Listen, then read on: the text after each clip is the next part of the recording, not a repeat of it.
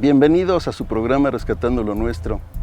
El día de hoy tenemos un grato placer de convivir durante estos próximos minutos con una distinguida queretana, una gente que para los pocos que no la conozcan es queretana de nacimiento, de familia queretana, de arraigo, de abolengo, conocedora de la historia de Querétaro, ha manejado a profundidad investigaciones sobre su familia porque la familia de Lolita Oseguera Frías formó parte fundamental de la historia de Querétaro.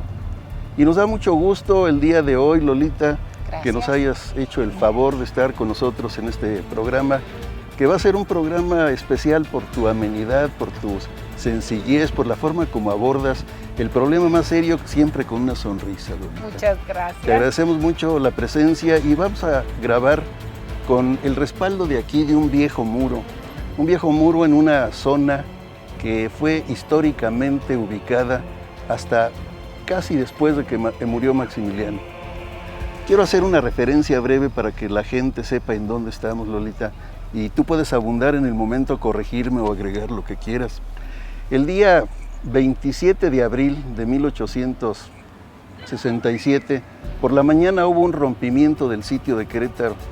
El general Miguel Miramón rompe el sitio por el cimatario y logra salir ante los soldados sorprendidos que estaban en esa parte bajo las órdenes del general Escobedo. Ese rompimiento del sitio se festejó toda la mañana porque Miramón tuvo que regresar para no dejar abandonado a Maximiliano. Tiene que regresar con lo que había robado, se puede decir así, a los soldados, una acción militar que les baja algunos cañones, y llega él con esos trofeos y con uno de los rifles de repetición que marcarían el destino de los queretanos. Después de ese triunfo, el mismo día 27 por la tarde, en esta parte alejada de la ciudad, pero no tanto de los cañonazos del Convento de la Cruz, el ejército republicano festejaba la recuperación de la parte del cimatario que había sido tomada por Miguel Miramón, y todo ese día se intensificaron los cañonazos. Aquí estaba el 5º Regimiento de San Luis Potosí. Toda esta parte estaban atrincherados a lo largo del río y se utilizaban las viejas estructuras hidráulicas que existían por aquí. En la parte de donde estamos nosotros son los restos de un acueducto que servía para el riego con cierta elevación para hacer llegar el agua a las huertas. Todos eran baldíos, eran huertas que estaban a las orillas de la ciudad. Y el cañoneo intenso de los imperiales, que se defendían y contestaban el fuego de los republicanos, hizo que en la tarde un soldado que estaba de guardia por aquí, de nombre José Damián Carmona Ortiz, un campesino originario de San Luis Potosí, que estaba de guardia con su fusil en la mano, una de las granadas disparadas del Convento de la Cruz estalla a sus pies y, sin causarle a él el más leve rasguño, le arrebata el fusil. A partir de ese día se conoce el hecho de este soldado que solo atiende a decir: cabo de cuarto, otro fusil que estoy desarmado. Eso quedaría para la historia y sería rescatado porque el mismo día el general Verástegui lo asciende a cabo, un soldado del ejército, humilde soldado como eran todos, que se refugiaba por hambre, Lolita. Por hambre. Porque muchos El país tenía mucha hambre y era una manera segura de tener una alimentación. Sí, ciertamente. Lograban más o menos asegurar a una familia porque los padres de Damián Carmona eran unos analfabetos que vendían ollas de barro en un poblado que se llamaba Calabacillas en San Luis Potosí, y que le toca a él en esta conformación del ejército que se concentra hasta lograr 30,000 hombres en la época del sitio aquí en la periferia de Querétaro. Le toca a él ese hecho heroico que sería reconocido después por sus paisanos y fue olvidado durante mucho tiempo después de aquella ceremonia que hubo un día después de que fue fusilado Maximiliano en el jardín que era la Plaza del Recreo. En nuestro antiguo jardín del recreo, que eran lo que eran las antiguas huertas de lo que era San Francisco en los tiempos anteriores. Así es, toda la parte que fue lo que posteriormente creció para formar el Jardín Cener, que era la mitad sur, lo que está frente a la calle 16 de septiembre. Ahí una mañana le hacen una ceremonia, un reconocimiento donde acuden todos los que estaban aquí de San Luis Potosí, y va en representación de Mariano Escobedo, el general Vélez, y las damas de San Luis le habían enviado una corona de laurel con monedas de oro prendidas, con la cual lo condecoran. Ciertamente un reconocimiento a su heroísmo en el momento, ya que en ese momento, cuando el ejército está sitiando la ciudad, el cabo de cuarto es el que rellenaba los fusiles de chispa que antiguamente se usaban para poder tener una manera de seguirse defendiendo. Había un cabo de cuarto por cada 4 hombres del ejército.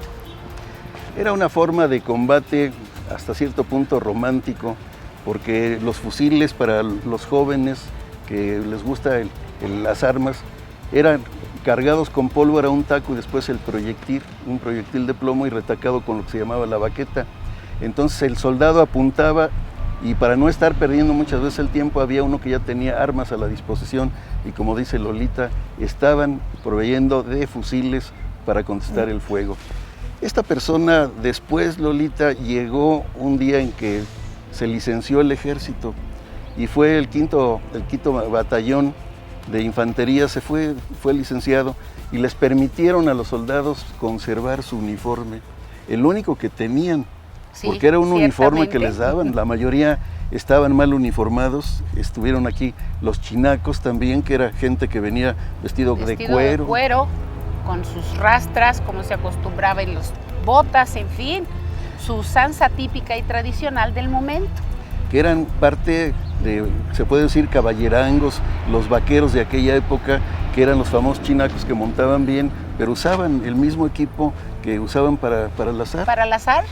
¿Cierto? Para usar la ganadería. Había mucho calzón de manta también, rodeando Querétaro, mucho campesino. Mucho campesino de nuestros antiguos habitantes, como dices. Tú ya no conociste eso porque eres muy joven. No, sí, me tocó. Te tocó todavía los queretanos porque... Vestidos de calzón de manta, que llegaran al mercado a hacer sus compras con el patío completo. Dejaban los burros en los antiguos mesones de la cruz, o incluso en el portal, ahí del portal quemado, donde es Santa Rosa, amarrados los burros, y se iban ellos a vender su mercancía. Ciertamente todavía en algunas calles puedes encontrar los medios arcos en la pared, donde amarraban sus animales para poder bajar al centro de la ciudad a hacer el intercambio. No es que seas muy grande, Lolita, tienes sí. Muy buena memoria, no. Porque todavía eso lo vimos en algunas partes de la periferia de la ciudad, pero hubo un gobernador que prohibió que llegaran los campesinos aquí de patío y les exigía, bajo un reglamento municipal, que anduvieran de pantalón para evitar ese espectáculo, porque era un calzón de manta, en ocasiones traslúcido, y se ponían después cruzado una especie de manta, pero como triángulo, que era el patío, y desde luego la camisa de manta y el sombrero de palma. Era nuestro campesinado, era el campesinado que trabajaba en las huertas, en estas huertas que fue todo lo que era en esta parte, ahora el San Javier, el Instituto Queretano, era el molino de San Antonio, todo esto que rodeaba a esas pocas construcciones eran huertas. Esta parte, como tú dices, era parte del acueducto, porque era parte del antiguo rastro de la ciudad, que se convirtió en un lugar donde llegaba la gente, hacía su intercambio de ropa para poder entrar a la ciudad, junto con las mercancías que eran necesarias de reacomodar o de lavar. Exactamente, porque aunque no lo crean, venía gente a lavar a las cristalinas aguas del río Querétaro. Sí. Yo creo que ahorita si una prenda la remojan ahí se despedaza, ¿no? Pues yo creo que por lo pronto no sería para nada considerablemente para volverse a poner por todos los químicos que trae. Sí, aparte de eso ha cambiado, se ha transformado todo, porque permanentemente había un arroyo de agua que nacía en la cañada, lo que era el socavón, y eso mantenía fuera de la temporada de lluvia una permanente corriente de agua que estaba limpiando, serpenteaba por ahí, pero era agua cristalina. Era agua limpia, pues eran aguas de manantiales, de las que todavía nos tocó gozar algunos años. como en tu rumbo ahí en Carretas. Como en el rumbo de Carretas, que era una hacienda hermosísima, que fue desafortunadamente o afortunadamente convertida en una hermosa colonia, en la cual tengo el placer de habitar, pero que sí ha ido perdiendo gran parte de lo que era su utilidad para la ciudad, como era el recargar los mantos freáticos, ser una hacienda para surtir de mucho alimento a las grandes ganaderías, entre esas Carretas, que no surtía en aquellos tiempos la leche en un percherón hermoso y en una carreta a la puerta de la casa. Leche que todavía se le podía sacar nata, mantequilla. Crema y mantequilla. Por eso nuestros dientes, los que consumimos esa leche, pues estamos bien calcificados, Claro. porque ahora la leche tiene de todo, en ocasiones hasta leche. Hasta en leche. ocasiones. Sí.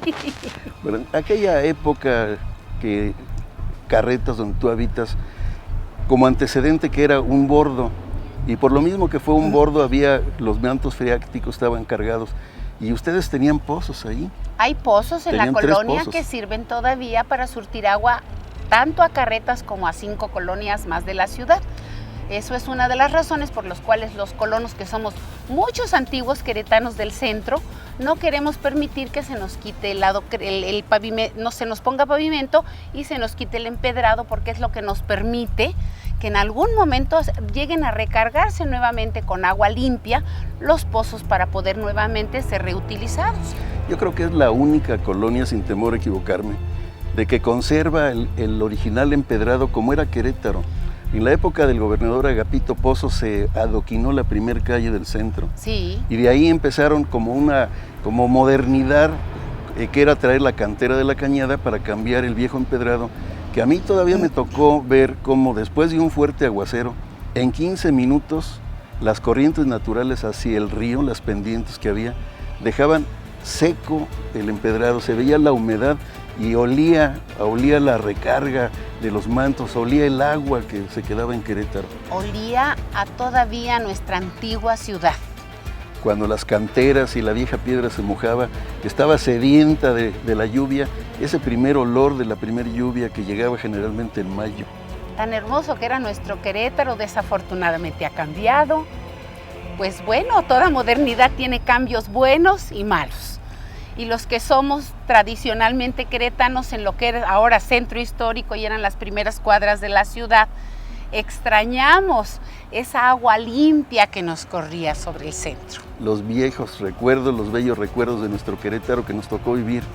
Y recuerdo que aquí había otro hecho, Lolita, porque en aquella época de juventud, como una prueba de valor, ya en las noches, sobre todo noches oscuras, corría el rumor de que por aquí sucedían hechos extraños. Espantos. Pero vamos a ir un corte y regresamos para retomar esto. Claro que sí, gracias.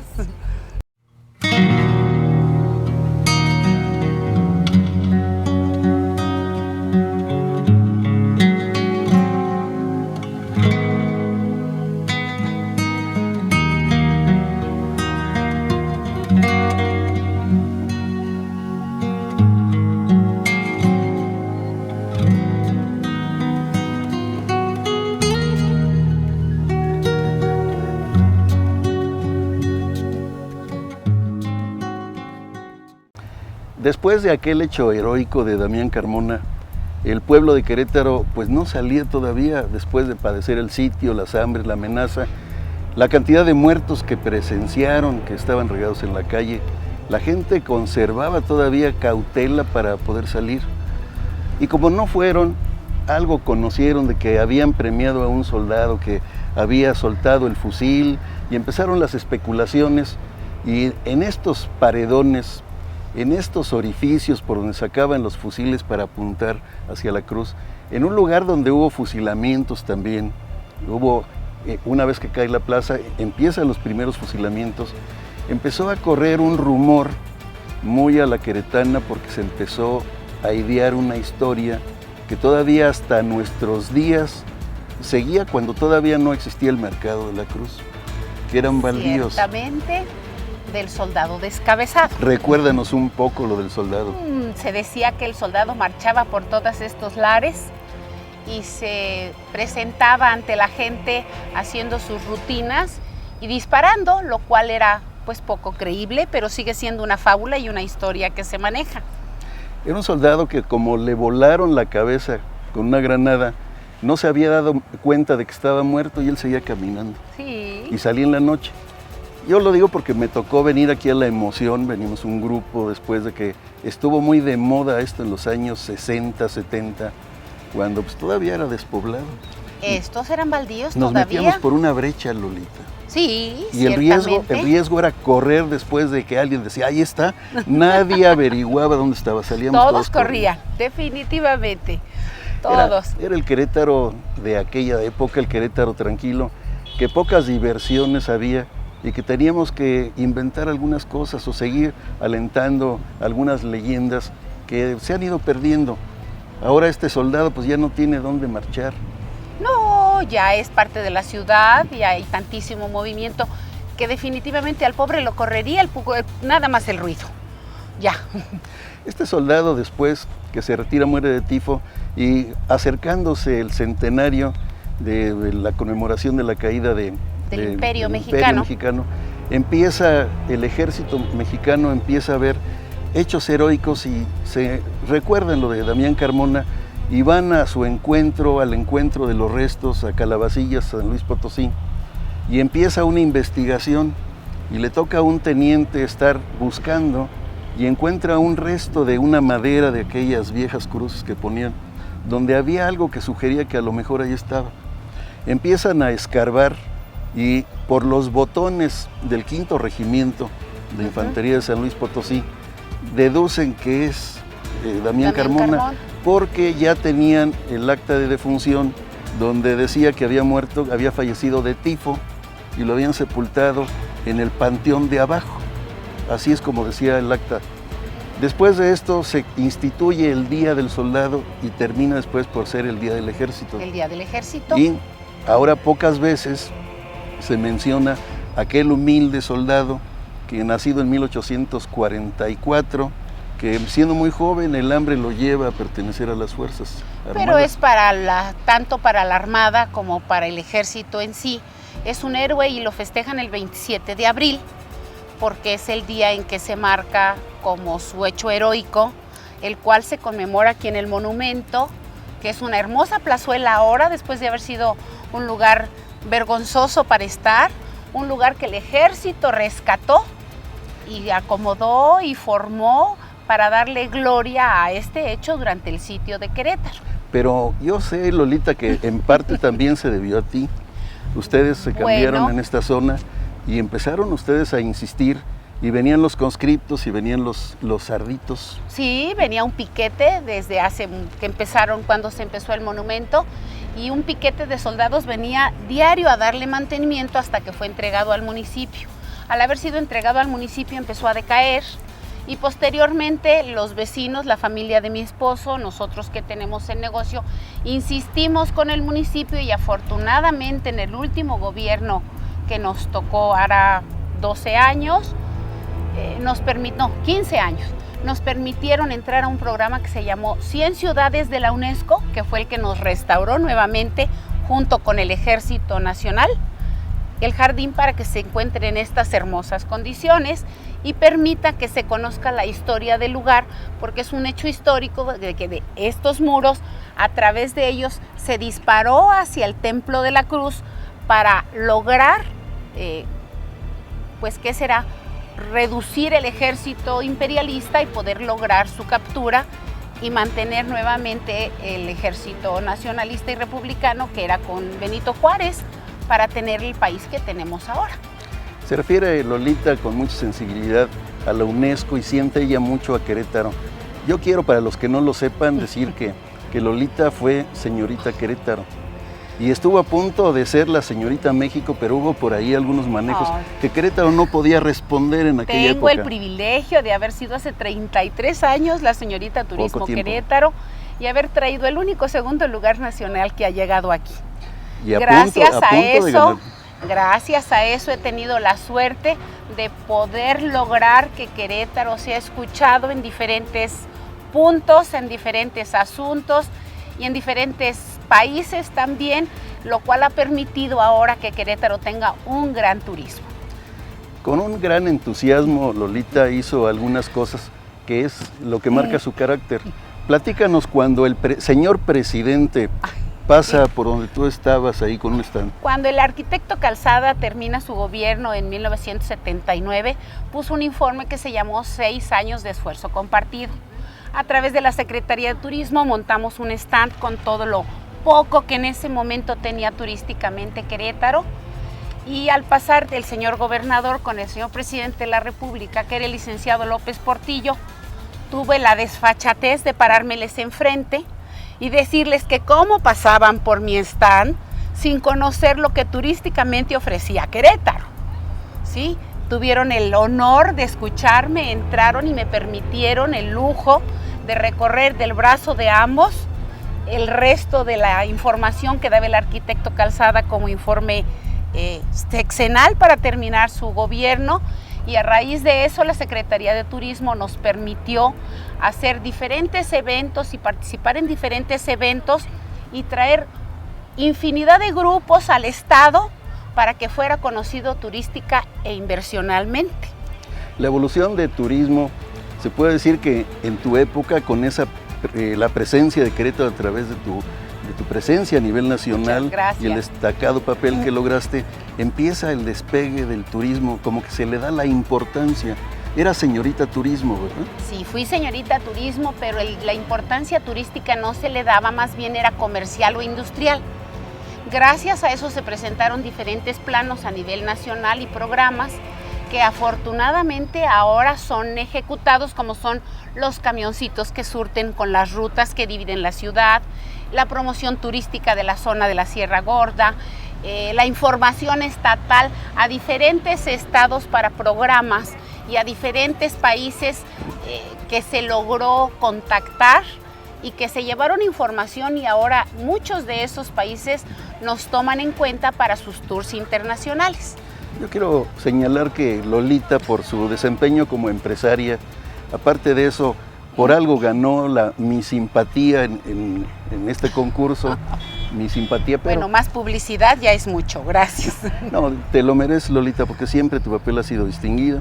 Te he comentado el concepto muy favorable que se tiene como mujer, como madre de familia, como empresaria y como queretana, porque pocas gentes sienten y conocen Querétaro como lo sientes tú, y ese contacto permanente con lo que yo te decía, que este es un nicho de queretanidad aquí en tu negocio, en el Palomar, a un costado de aquí de esta plaza, donde el día que vengamos siempre hay gente que es queretano o que se quiere asimilar como queretano, porque he visto que vienen la primera vez y se sienten tan a gusto que siguen viniendo. Muchas gracias, es un placer, porque Querétaro es una bellísima ciudad y los queretanos siento que somos gente muy amigable, muy, ¿qué será?, familiar. Y eso es el concepto bajo el cual nosotros trabajamos. Muchas gracias, me siento muy honrada por el privilegio. El servicio, la calidez y la calidad que lo das es lo que hace que regrese el cliente.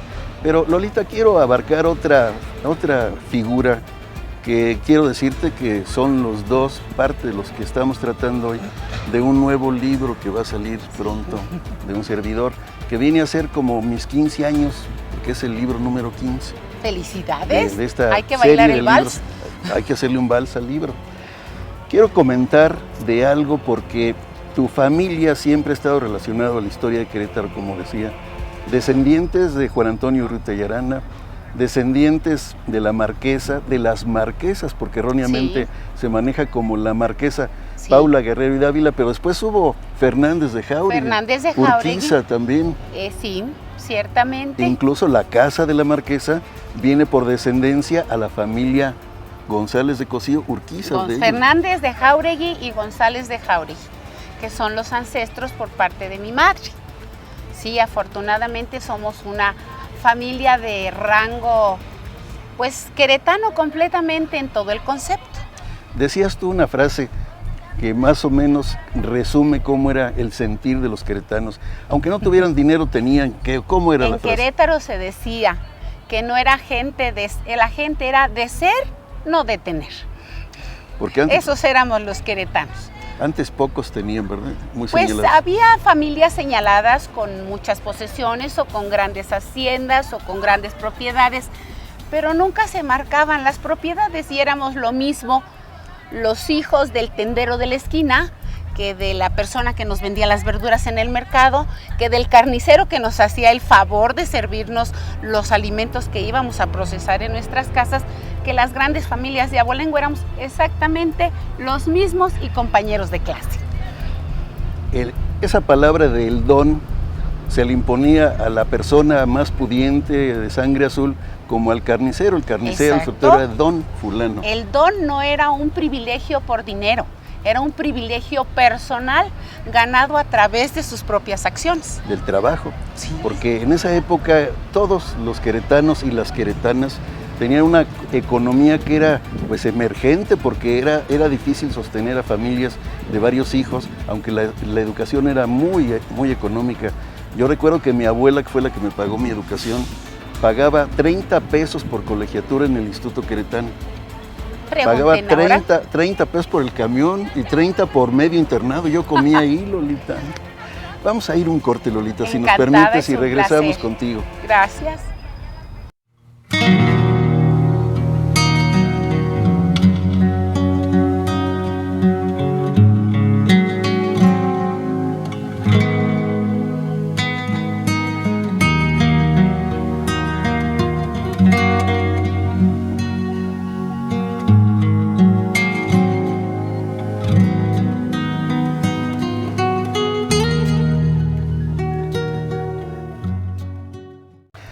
Agradeciéndote públicamente, Lolita, los datos que me aportaste sobre un personaje distinguido de Querétaro, y vaya que si fue distinguido, que llegó aquí en una forma hasta cierto punto rodeada de misterio, tuvo una vida productiva como pocos, fue una gente próspera, rica, ya llegó con dinero, que fue un gran personaje muy cercano a la gente, pues al alférez real, a los descendientes del alférez real, que fue don Bernabé Loyola. Tu pariente, Lolita. Mi bisabuelo, orgullosamente por parte de mi madre. Platícanos del misterio de la vida de don Bernabé Loyola, porque tiene muchas facetas ahí que lo hacen ver como una persona con cierto misterio, pero desde luego como una realidad que aportó mucho a Querétaro. Bueno, es un señor al cual su madre a los 11 años lo manda a trabajar con el mozo de casa, por lo cual debe haber sido familia pudiente, puesto que está un mozo de casa dedicado a atenderlo. No se conoce realmente su origen, ni los apellidos ni nombre de su madre, pero sí es un señor sumamente trabajador, un hombre que a los 20 o 18 años es enviado por el señor Monroy, en ese momento el distribuidor y dueño de una de las vidrieras más grandes en México, que se encargaba de lo que eran candiles y las copas, o sea, el emplear a gente joven, y él se dedica a ser su representante porque un señor Meyer, que había sido su empleador anterior, lo hace un gran contable y lo hace un señor con una caligrafía maravillosa. Aunado a esto, siendo un hombre sumamente trabajador, en México él es designado por el señor Méndez su representante en París, lo cual a los 20 años de edad, quien cruzaba el mundo tenía que haber sido o una persona de mucha confianza y muy preparado, o un hombre sumamente rico, lo cual no era su educación. Este señor Méndez lo manda y lo comprende como su distribuidor y le da en aquel momento 20,000 pesos oro para que traiga cristal de Bohemia, candiles y todo lo que se relacionaba con cristalería para surtir al Nuevo México. Al México que estamos hablando entre 1830, 1840, que estaba dado al tipo de gente, buscaba todo lo que era europeo. Don Bernabé se va, trabaja, va y viene 3 veces de Europa trayendo los artículos el que estaban de menaje moda, que se utilizaba, los artículos que estaban de moda, afrancesado, que era la moda, y trae todo eso y le crea una gran confianza a este señor. Posteriormente entra en asociación con otras personas y, ¿cómo se dice cuando delatan una mina? Un denuncio. Denuncian Él era de una Guanajuato, mina. ¿verdad? Él era de Guanajuato, nacido en Guanajuato. denuncian una mina en la cual encuentran oro y plata, lo cual le permite tener otra economía todavía mayor, aunado al trabajo que tenía con la cristalería, le da una muy buena situación económica y por azares del destino a la cristalería llega a Querétaro y conoce a la que será su primera esposa, que es hija de don Fernández de Jáuregui, de don Timoteo, que es descendiente del marqués, y se casa con ella pidiendo su mano, por lo cual su suegro le otorga que administre la hacienda de Juriquilla, lo que ahora conocemos como la fraccionamiento. Don Bernabé, mis respetos como hombre inteligente, crea lo que ahora se conoce como la presa de Juriquilla, que se llama presa del Cajón. Que es presa particular. Es una presa particular que él elabora para que la hacienda tenga la suficiente agua y hace florecer la hacienda como nunca en la vida, lo cual lo convierte en una persona de gran impacto dentro de la ciudad y dentro de la economía del estado. Y queda viudo.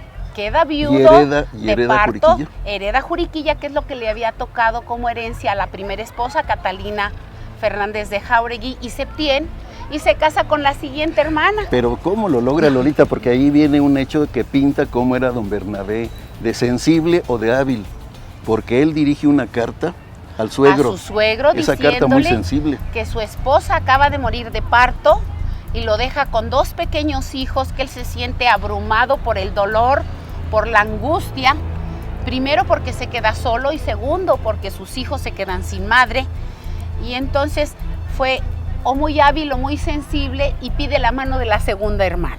Qué mejor madre que la tía. Qué mejor madre para sus nuevos hijos que la tía, y con la cual tiene otra buena tanda de hijos, sumando 23 de las dos. De las 2 esposas, a los cuales posteriormente va heredando diferentes haciendas y diferentes propiedades.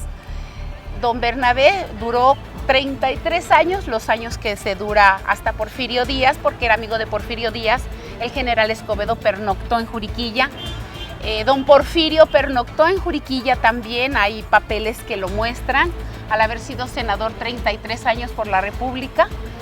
Y es un hombre muy hábil, muy inteligente y que trae para Querétaro mucho movimiento, tanto en su momento agrónomo, que es lo que se manejaba, como de cultura.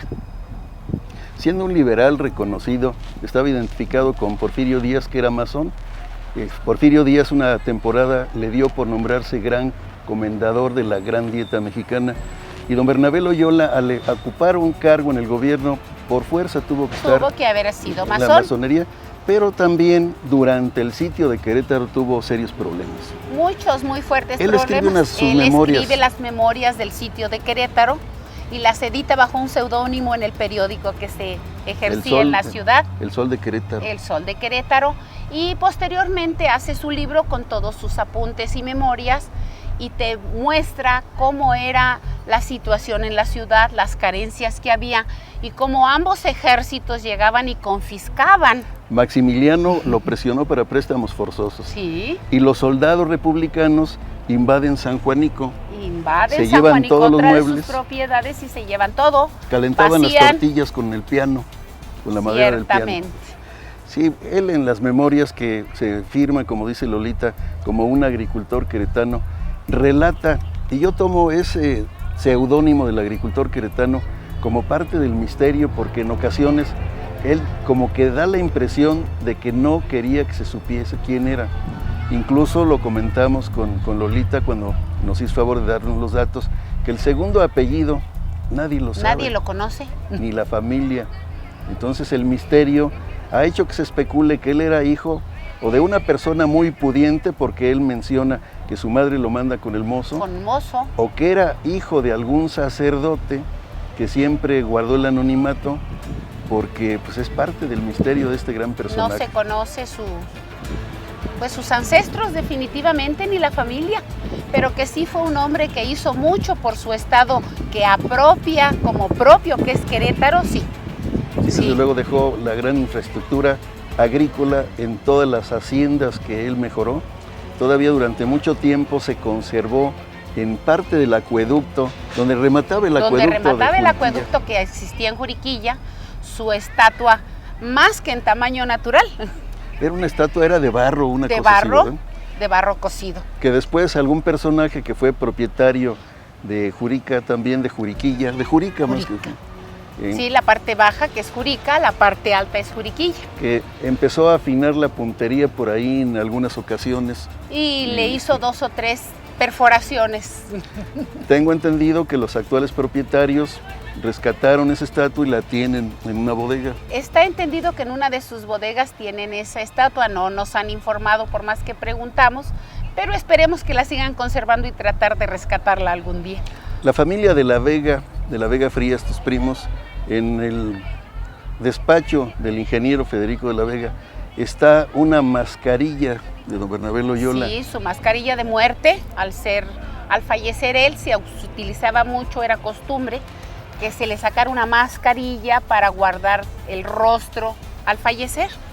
Él tuvo la sensibilidad de escribir un libro, un pequeño libro, que es Memorias para mis hijos. Sí. Y da a conocer ahí hechos muy importantes, datos muy importantes, pero a mí me da la impresión de lo poco que leí, de que lo que da ahí, lo que quiere que se conozca es lo que escribe ahí, pero deja también parte en el misterio. Deja parte en el misterio, te repito, no sabemos exactamente sus antecedentes familiares, pero sí le reconocemos que fue un hombre sumamente inteligente. Te repito, la presa del Cajón está reconocida en Europa como una obra de ingeniería maravillosa en su momento, porque no solamente tiene compuertas en la parte superior para el drenaje, el desfogue de agua, sino tiene compuertas en la parte inferior para el desfogue de la solve y que no se pueda cubrir el agua y pueda invadir las tierras o causar un desastre en la parte baja, que es la hacienda de Jurica.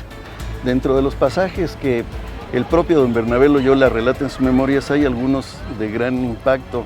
Cuando lo buscan para presionarlo para los préstamos forzosos, la gente del imperio, que estando su esposa enferma, lo presionan para que salga de su escondite porque él había desaparecido. Y la sacan en camilla para presionarlo. Cuando él se presenta, se lo llevan al cuartel de la Cruz, sí, y lo dejan en el cuarto que usaban para hacer sus necesidades los soldados. Ciertamente. Él relata cómo estuvo parado sin poder sentar y relata cómo llegaban los soldados y les daba pena que estuviera un personaje de tal categoría ahí que los inhibía para poder hacer sus necesidades, tenían que salir. Cierto. Y otro pasaje, Lolita, es cuando hace un recorrido con su íntimo amigo, que era Mariano Escobedo, y van a caballo, Escobedo, que van por el Cerro de las Campanas, y Escobedo le pregunta, oiga, ¿qué son esos agujeros? Los famosos túneles que se suponía que daban salida de la ciudad hasta el Cerro de las Campanas.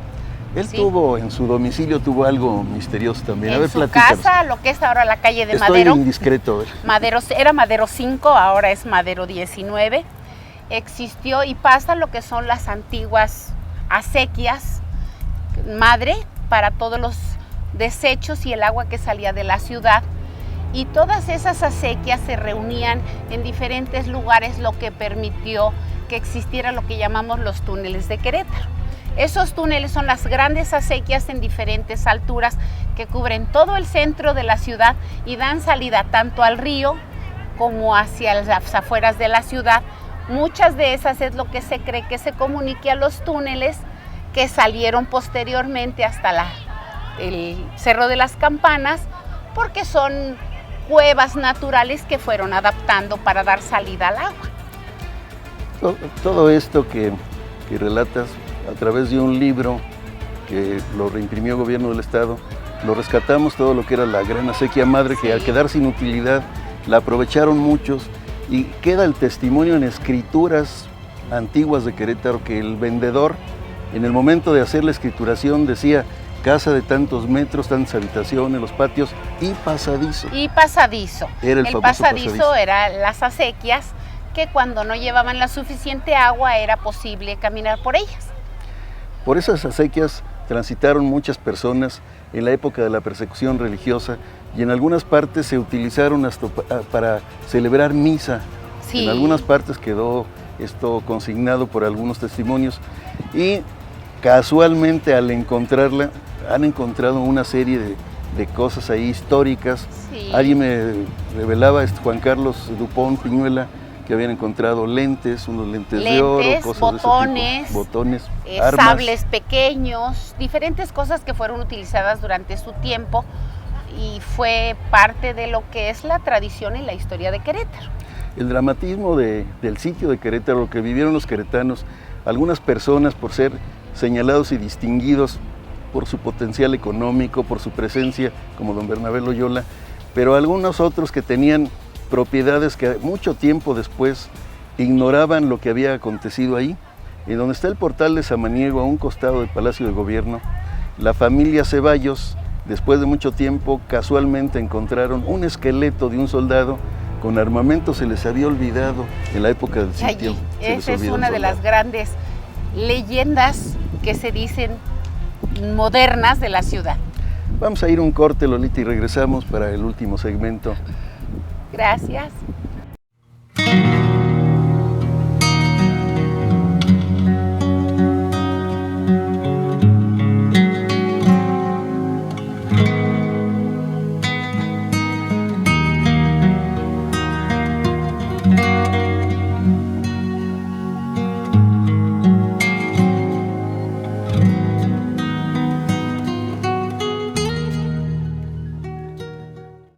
Nuestro Querétaro ha cambiado mucho, Lolita. Lo que nos tocó vivir en aquel pequeño Querétaro de 8 cuadras o 4 en ocasiones que caminábamos, que poca gente tenía vehículos porque pues, era un lujo, no se necesitaba.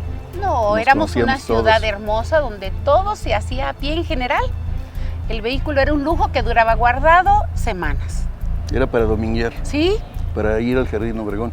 Platícanos de tus recuerdos, de tus vivencias, por la forma como te has desenvuelto tú, por la experiencia que has tenido dentro de la queretanidad, la cual no has perdido y sigues alentando a través del Palomar, de tu negocio aquí. Gracias. Entonces, ¿cómo era el Querétaro de tu niñez? ¿Cómo fue evolucionando ese Querétaro hasta lo que vemos hoy? Uy, es que ese Querétaro de mi niñez era, la odisea era irse 2 cuadras a la escuela solas.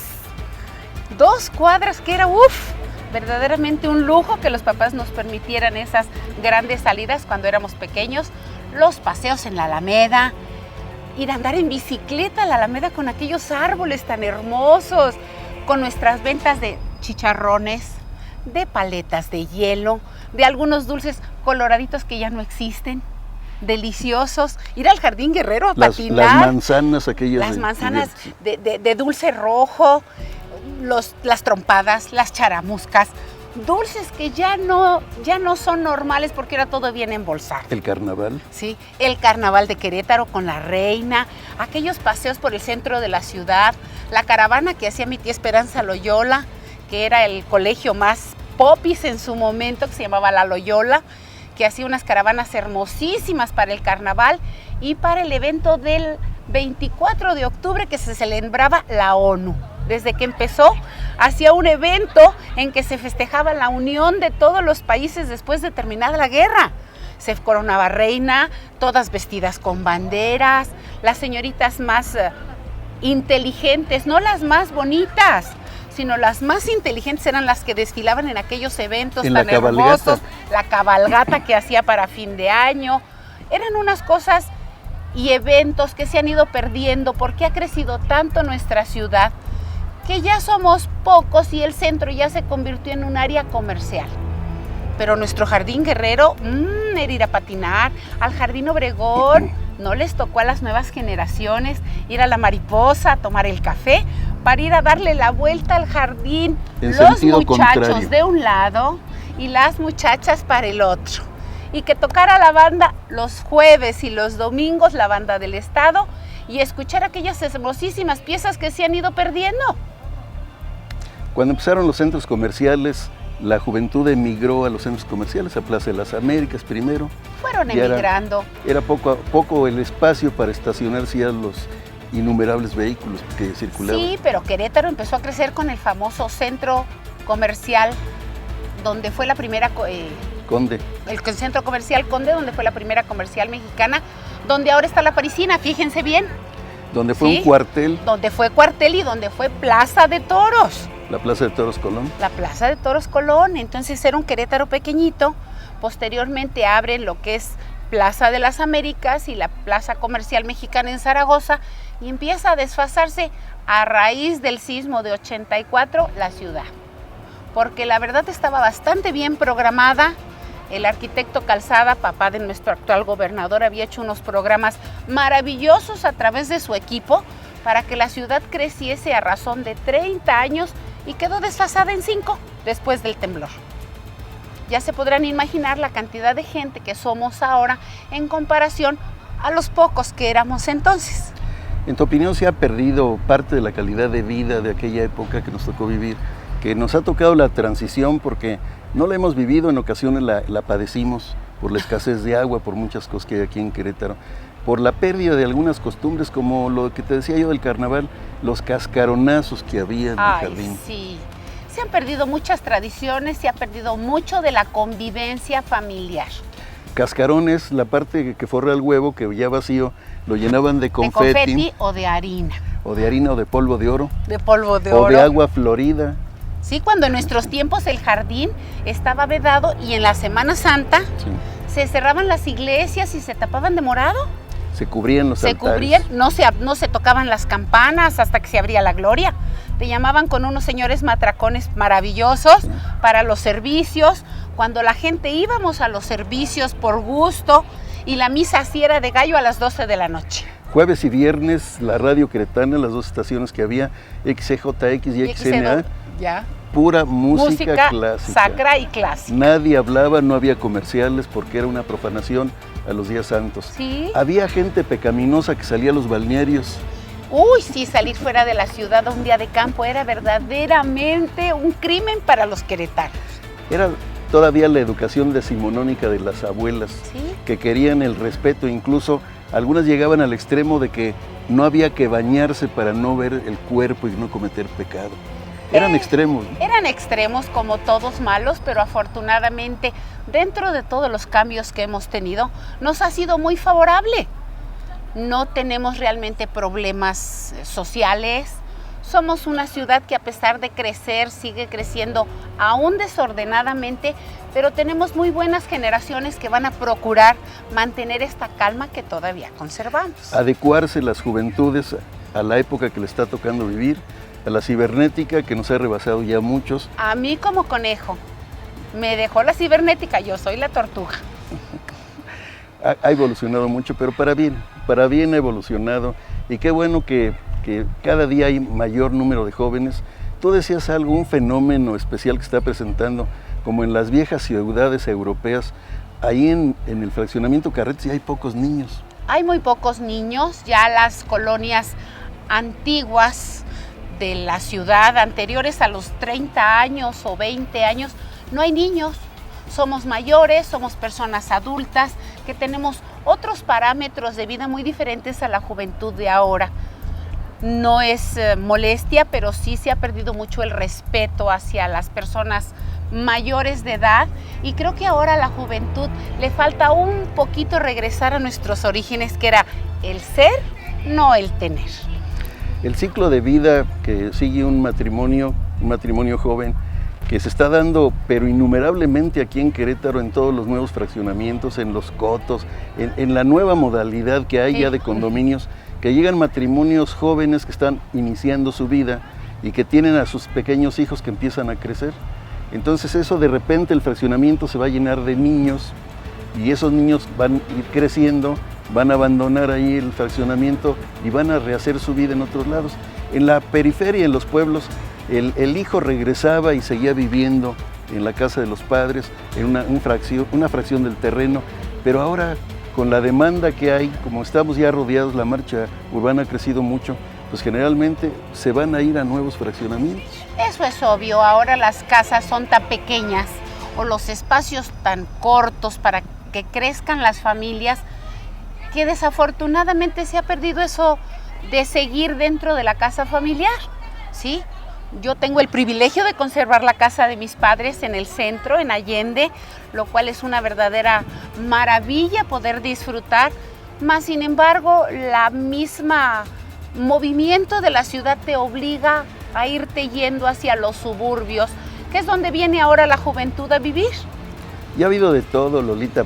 Yo no quiero despedir el programa, agradecerte, sin antes comentar de un personaje también, el suegro del señor Loyola, de don Leopoldo Loyola, mi tatarabuelo, don Timoteo Fernández de Jáuregui, cuyo escudo se puede ver todavía en el marco de una de las casas que tenía él, porque era la casa del alférez real que él hereda, donde está todavía TFJ. Timoteo Fernández de Jáuregui, donde es ahora la Casa del Congreso. Pero vamos a lo desconocido. Don Timoteo, o por moler a la gente, un día que estaba de moda, que en Europa empezaban a volar, él hizo unas alas de petate. Él hace unas alas y amenazaba con volar. Por eso mucha gente lo tildó de tonto. Pero les tomaba el pelo. Claro, él hacía sus alas y las aventaba a que cayeran a lo que es ahora Plaza de Armas, que siempre ha sido, porque es la contraesquina de Pasteur con 5 de Mayo, y él aventaba sus alas con algún animal o con algo y la gente decía, ya se aventó, qué tonto, se va a matar. Y creyendo con eso hacer una chusco para la gente, fue tildado de tonto, al grado de que en el escudo que dice TFJ, muchas gentes le decían, tonto, te falta juicio. Que falta juicio. TFJ, te falta juicio. Sí, exactamente. Don Timoteo Fernández de Jáuregui, como hombre sumamente rico, fue dueño de la pirámide del pueblito, del Cerro Pelón, y fue el constructor de algo que no era una iglesia, un templo, como muchos dicen, era una casa. Una casa habitación en la parte superior de lo que es la pirámide del pueblito. Era su casa porque le gustaba observar las estrellas. Y toda su tierra. Y su tierra porque tenía infinidad de posesiones, la Solana, San Juanico, muchas posesiones de este lado como del lado del pueblito. Eran gentes que les tocó la fortuna de haber heredado grandes posesiones en terrenos. Y se casaron con mujeres sumamente ricas. Sumamente ricas que por las dotes anteriores iban sumando posesiones. ¿Sí? Sí, la evolución de todo este tipo de familias todavía hasta la fecha conservan. Tenían tanto que siguen conservando pues buenas propiedades. Algunas todavía sí, que no han dividido tanto el terruño familiar y se conservan varios grandes haciendas todavía. Los restos de don Timoteo y don Bernabé estaban en la capilla de Juriquilla. Los restos de la familia en general se encontraban en la capilla que está en Juriquilla.